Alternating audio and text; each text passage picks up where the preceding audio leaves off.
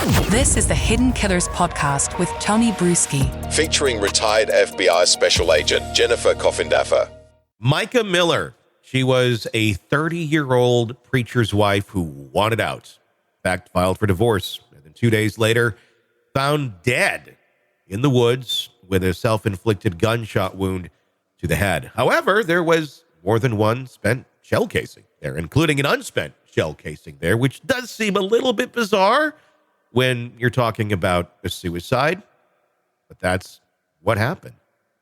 There's accusations that have been flying on social media and all over the place, media outlets as well, talking about her husband, John Paul Miller, as maybe being involved in some way, shape, or form. He's not been charged with anything and vehemently denies any accusations that connect him to the death. Can't say crime because it's not been deemed that yet, but they are looking into it.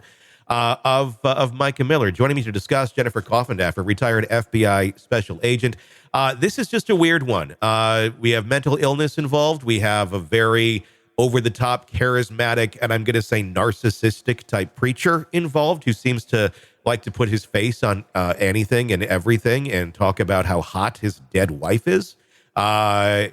That seems to be the main point. She's hot and that she's mentally ill over and over and over. There's lots of accusations from family members and even Mica herself in her own words talking about escaping abuse.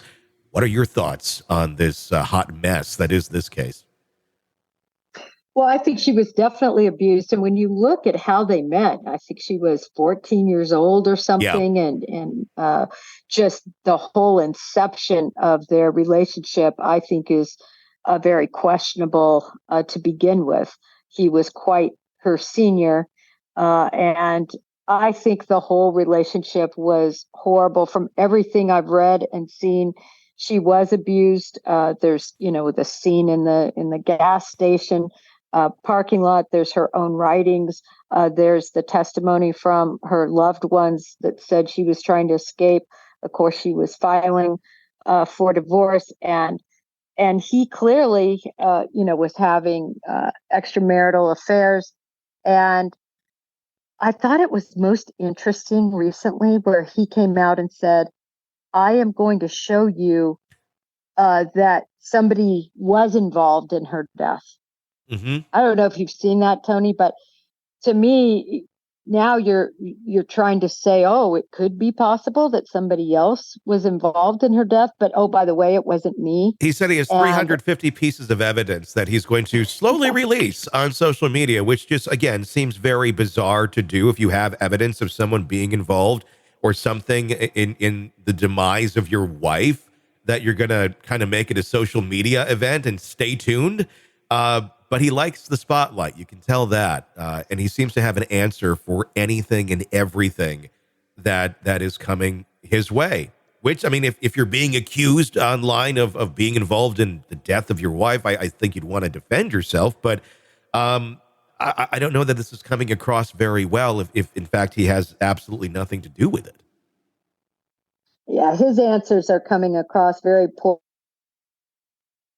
He comes across to me, I can't believe a word out of his mouth because none of it really makes any sense. And, I wondered if we might be dealing here with somebody who was actually assisted. When I say assisted, there was a recent case where a girl, she was only 17, they ruled manslaughter. She was convicted of manslaughter because she sort of enticed her boyfriend to kill himself. That was one of the first convictions I've ever seen. I tried to research to see if there are any more, but basically making the person feel horrible about themselves and then kind of egging them on, if you will. And I wonder if that wasn't partially what happened here.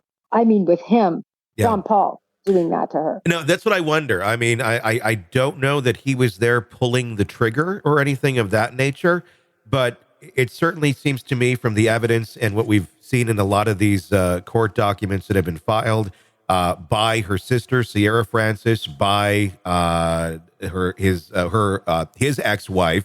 There's a lot of accusations of abuse. Want to listen ad-free? Want advance access to all of our interviews before anyone else?